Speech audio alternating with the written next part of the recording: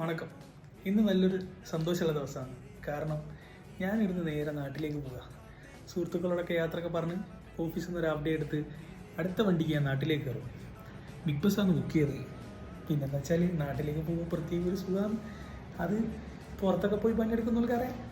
പുറകെ പോവുക, കിടക്കുക, ആടുന്നുണ്ടാക്കി തരുന്ന ഭക്ഷണം കഴിക്കുക, ഇതൊക്കെ തന്നെയാണ് നമ്മുടെ പരിപാടി. ഒന്നവിടെ തന്നെ ചാർജറൊക്കെ ഊരി പിന്നെ ബാഗൊക്കെ വേഗം പേക്ക് ചെയ്ത് കഴിഞ്ഞിരിക്കുന്നത്. കാരണം ഇത്രയും പെട്ടെന്ന് എനിക്ക് നാട്ടിൽ പോകാൻ തോന്നിക്കഴിഞ്ഞാൽ ഞാൻ വേഗം നാട്ടിലേക്ക് പോയി കളയുക.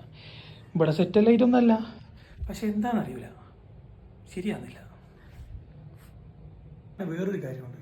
ഞാനിന്ന് പോണ കാര്യം ഒരുക്കാരെ പറഞ്ഞിട്ടില്ല. ഒരു സർപ്രൈസ് ആക്കാനൊക്കെയാണ് ഉദ്ദേശിക്കുന്നത്.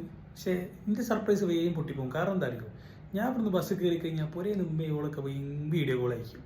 അപ്പോൾ ഇത് എവിടെ വരെ പോകുന്നുള്ളതാണ് എനിക്കൊരു സംശയം. സർപ്രൈസേ എന്തായാലും പോയി നോക്കുക. ഓലൊന്ന് ഞെട്ടിയാലോ? എൻ്റെ കയ്യിൽ നിന്ന് പോയില്ലേ ഓലൊന്ന് ഞെട്ടും. അപ്പോൾ ശരി.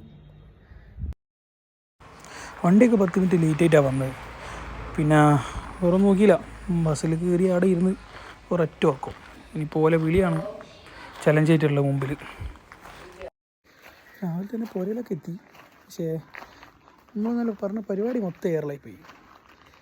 കാരണം ഇന്നലെ ആദ്യം മുൻകൂട്ടി കണ്ടിരുന്നു. ഞാൻ വീഡിയോ കോൾ എടുക്കാണ്ടൊക്കെ നിന്ന് നല്ലോണം ആക്റ്റൊക്കെ ചെയ്ത് ഒരു സൈഡിൽ കൂടെ അങ്ങനെ ബസ്സിൽ നിന്ന് കിടന്നുറങ്ങിയാൽ. പക്ഷെ രാവിലെ ആയപ്പം ഇവിടെ ആരും ഞെട്ടിയില്ലേ? ഞാൻ പറഞ്ഞില്ലേ എന്നെ, പക്ഷെ ഞാൻ തന്നെ ഞെട്ടിപ്പോയി. എല്ലാവർക്കും കാര്യം പിടികിട്ടി. ഇനിയിപ്പോൾ അടുത്ത വട്ടം നോക്കല്ലേ.